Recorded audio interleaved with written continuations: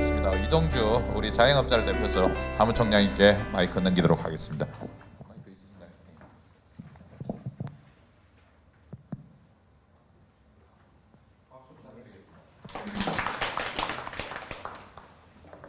예,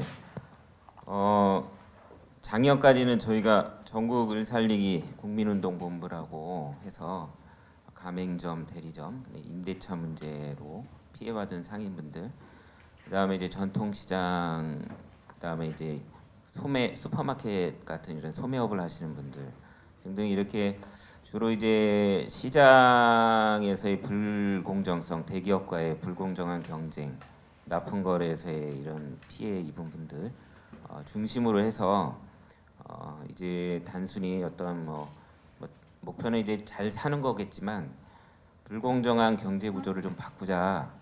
그래서 이제 여기 참여하고 있는 참여연대든 민변이든 또 이렇게 민주노총이든 이런 우리 사이의 불공정한 부분을 좀 구조적으로 바꾸자 하는 운동에 같이 좀 그 목적을 같이 하는 사람들, 중소상인들이 좀 모여 있는 단체입니다. 근데 저희가 이제 올해 넘어오면서 한국 중소상인 자영업자 총연합회라는 이름으로 좀 바꾸면서 법정 단체가 됐습니다. 그래서 사실 최저임금 논란 인상과 관련돼서 여러 가지 부작용들에 대한 목소리들이 좀 나오면서 저희들도 굉장히 많은 업무의 부작용을 좀 받았습니다. 거의 많은 부분들에 대해서 주로는 이제 회원들과의 토론, 그 다음에 이제 기자 언론에서의 질의 등 이런 것들이 좀 많았는데, 사실 저희가 최저임금과 관련된 이 운동은 여기 옆에 계신 우리 김은기 국장님하고도 한 2, 3년 전부터 사실은 민주노총에서 같이 논의도 해왔습니다. 근데 그런 의미는 뭐냐면 결론은 오늘 최저임금과 관련돼서 1만 원까지 오르는 목표를 두고 봤을 때 이걸 어떻게 효과적으로 사회적 부작용들이 현실적으로 존재하는 만큼 극복하면서 만들어낼 거냐 하는 이런 방법적인 것들을 이제 앞으로 논의를 해 가야 되는데, 그런 과정에서 저는 이제 제 토론문의 결론에도 나와 있지만 튼튼한 사회적 연대가 좀 필요하다. 물론 앞에 사실 이 발제문을 제가 먼저 보진 못했습니다. 그래서 좀 제가 이제 발제하신 내용을 와서 들었기 때문에 어떤 이제 좀 의견을 드리기는 충분치는 않지만, 이미 독일이라든가 이런 서구에서는 법 제도화돼 있는 부분도 있고 이제 미국이라든가 이런 사례를 봤을 때 일시적으로 생겼던 이런 부작용들에 대해서 극복할 수 있는 것들을 찾아보면 될 거다 생각 드는데, 한국 사회는 한국 사회에 맞는 모델이 필요하다고 봅니다. 그래서 제가 이제 드리려고 하는 말씀은 제 이제 이게 순서대로 얘기를 드릴까 하다가 사실 토론문을 정리하면서 좀 빠져 있는 내용들이 좀 많이 있습니다. 이게 아무튼 제 준비가 불철저해서 그런데 그래서 제가 이제 좀 핵심적으로 좀 드리고 싶은 말씀 위주로 해서만 좀 드리려고 합니다. 하나는 이게 이제 사회적 용어인지 경제적 용어인지 이렇게 정치적으로도 용어를 많이 쓰는데 웩더독이라고 하는 현상이 있습니다. 동의하지 않으실 분들도 있는데, 예를 들면 이제 중소상인들의 처한 현실, 중소상인들을 개의 몸통으로 비교를 하면 최저임금과 관련된 현상을 꼬리라고 하면 개가 꼬리를 흔드는 게 당연하지 않습니까? 예. 근데 이제 지금 보면은 논란들을 보면 마치 꼬리가 개를 흔드는 이런 현상으로 저는 좀 비춰지고 있기 때문에 좀 이런 표현을 좀 썼는데요. 최저임금 인상과 관련돼서 사실은 어려움이 있습니다. 영세 자영업자, 중소상인들은. 왜냐하면은 구조적으로 봤을 때 소득이 굉장히 떨어져 있습니다. 실질적인 소득도 당연히 떨어져 있고요. 이건 주요하게 말씀드리겠지만 대기업들의 유통업체들이 골목 상권에 안 들어온 데가 없습니다. 거의 적합업종으로 보호해달라는 요구가 한 10년째 되고 있고, 복합숍 대형마트라든가 SSM 논란에 이어서 복합 쇼핑몰이라고 하는 초대형 재벌 유통업체들이 속속들이 발생을 하는데 이런 것들이 들어오면은 골목 상권에 매출이 뭐 48%, 50% 이상 뚝뚝 떨어집니다. 근데 이게 뭐 한시적으로만 입점하고 나서 1년 안에 발생하는 게 아니고요. 누적됩니다, 계속. 그러면 결론적으로 얘기해서 통계청 조사에 의하면 상인들은 3년 내에 폐업하는 율이 60%에 가깝습니다. 60%. 5년 이내에는 뭐 거의 뭐 70% 가까이 이제 폐업을 하는 이런 현상이 그 사람들이 대기업들하고의 경쟁 관계에서 문을 닫을 수밖에 없고요. 거기엔 또 여러 가지 현상들이 복합돼 있지만 주요하게는 그런 부분들이 실질적인 소득을 떨어뜨리고 있다라는 이런 말씀을 좀 드리고 싶은데요. 이런 구조적인 부분에다가 사실은 또 월세 얘기도 맞습니다.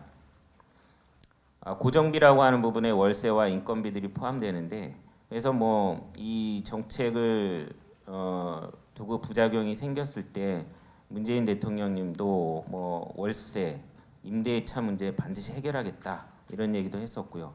또 뭐 일각 현장에서 뭐 카드 수수료 문제도 대기업하고 차별적으로 굉장히 중소상인들이 많이 부담하고 있는 부분에 대해 얘기도 했었는데 다 이런 부분들이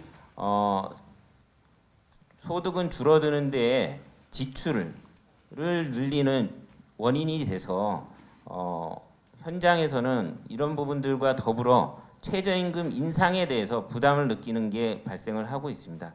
그러니까 사실 앞에 얘기했던 여러 가지 대기업하고의 불공정한 경쟁 속에서 줄어든 소득과 월세라든가 이런 카드 수수료 등의 문제 등으로 해서 사실 여기 턱 밑에까지 물이 올라와 있는데 최저임금이 한두 방울 똑 떨어지면서 이게 콧구멍을 숨을 쉴 수 있는 콧구멍을 막아버린 거죠. 사실 그래서 이거를 이제 이런 한계 상황에 처한 자영업자들의 구조에 대한 인식과 이해와 이런 부분에 대해서 종합적으로 좀 다가서야 되는 부분이 있지 않을까.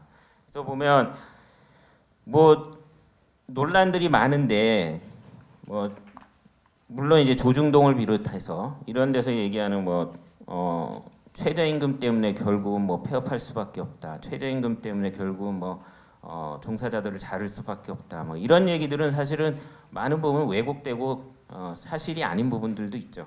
근데 거꾸로 최저임금의 인상만이 주범이 아니다 해서 뭐 여러 가지 거를 포함해 갖고 얘기를 할 수도 있는데 그런 논란 속에서도 사실은 지금의 처해 있는 중소상인들의 현실을 객관적으로 바라보지 못할 수도 있다라는 좀 우려도 있습니다. 그래서 결국은 노동소득 이런 최저임금 인상에 따라서 소득이 늘어서 그것이 골목 상권의 중소상인들한테까지도 이어질 수 있는 선순환 구조가 만들어지려면 이것이 결코 왜곡되지 않게 중소상인들의 소득을 보전시켜 줄 수 있는 이런 정책들도 같이 병진해야 되지 않느냐.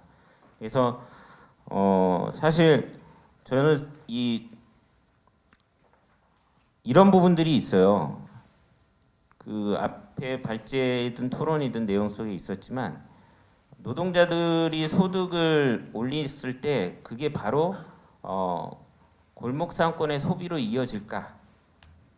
사실 이런 부분들이 뭐 고민입니다.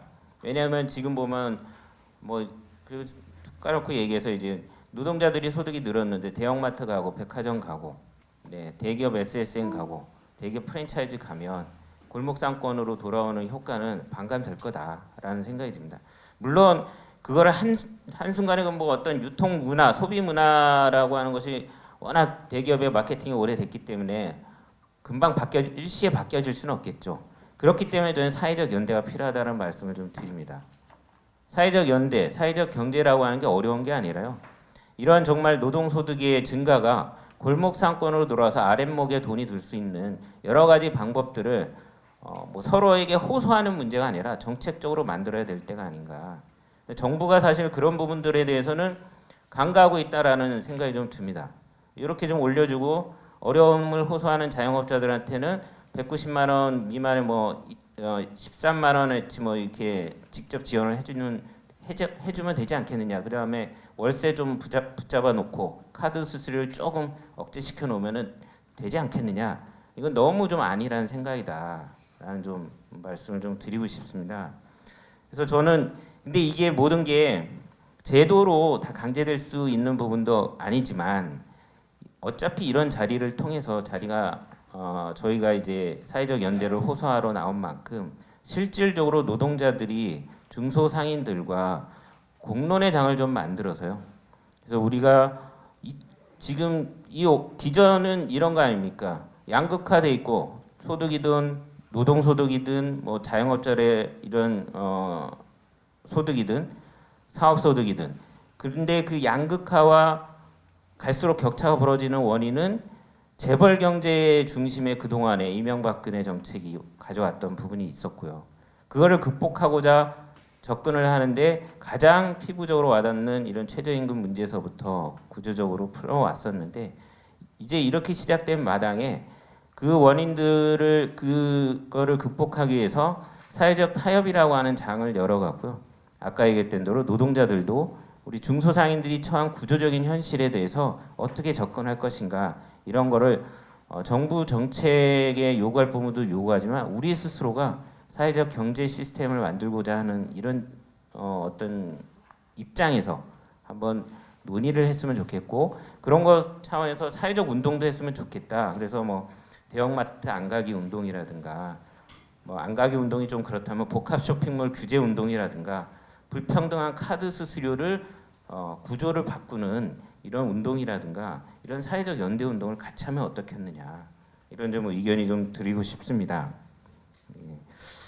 그리고 이제 제가 마지막으로 여기 뒤에 보면 우리 안진걸 처장님이 마침 제가 빠진 내용들이 있어요. 저희 중소상인들이 요구하는 5가지 과제들이 그거는 이제 참고를 하시면 됐고 또 하나는 요거 말씀을 이제 제가 여기 나온다고 하니까 당부드리는 분들이 계시는데 실제 탁상 인정이라고 하기까지 뭐하지만 왜냐하면 좀 현실을 모를 수밖에 없다. 지금 이제 문재인 정부 초기에 관료들이 근데 190만 원이라고 하는 이 최저임금 157만 원을 120%인 190만 원까지의 사업장에 대해서 지원하겠다고 했는 이 허들이 사실 현실적이지 않습니다. 요건 이제 검토도 하고 있는데 저희 유통 서비스업의 현장이 일하는 시간이 9 to 5가 아니에요. 10시간이 보통입니다. 10시간이 보통입니다. 그래서 실제 이거 받으려면 노동 시간을 줄일 수밖에 없어요. 8시간이든 9시간이든. 그래서 실제 많이 또 줄입니다. 뭐 그게 뭐 긍정적일 수도 있는데 근데 이걸 만일 최저임금과 관련돼서 어차피 국민 혈세로 지원해 준다고 하면 이 9 to 5에 근거한 이런 노동 테이블, 임금 테이블이 적용하지 않는 유통 서비스업에 불만을 조금이라도 좀 줄이려면 이걸 190만 원이 아니라 220만 원이든 상향 조정을 좀 해야 된다라는 좀 말씀을 드리고요. 그 자세한 내용들은 또 기회가 닿으면 설명을 좀 드리도록 하겠습니다. 이상입니다.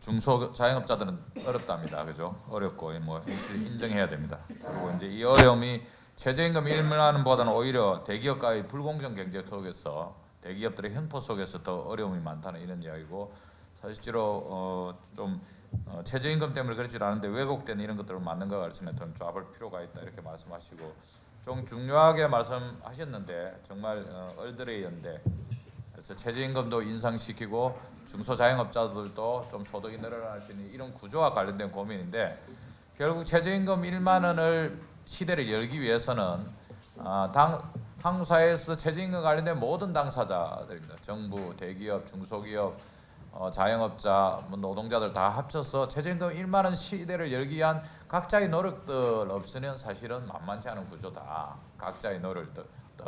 그래서 자영업자는 자영업자대로 또 노동자들은 뭐 중소상권을 많이 이용해주고 대기업은 불공정 구조와 관련해서 명하게 끊어내고 자기들의 영역, 그렇지 않은 영역과 관련된 부분, 원하청 노동자들에 대한 임금 지원이라든지 다양한 방식의 어떤 노력, 그리고 정부는 계속해서 일자리 안정 기금을 갖다 제출해야 된다 이런 말씀했고, 아까 190만 원 일단 210만 원으로 좀 상향 조정되고 있는 과정에 있는데 그 지적들도 여전히 어떻든 이 정부의 노동 행정들이 직접 와서 좀 들어보고 가야 된다는 이런 지적 같습니다.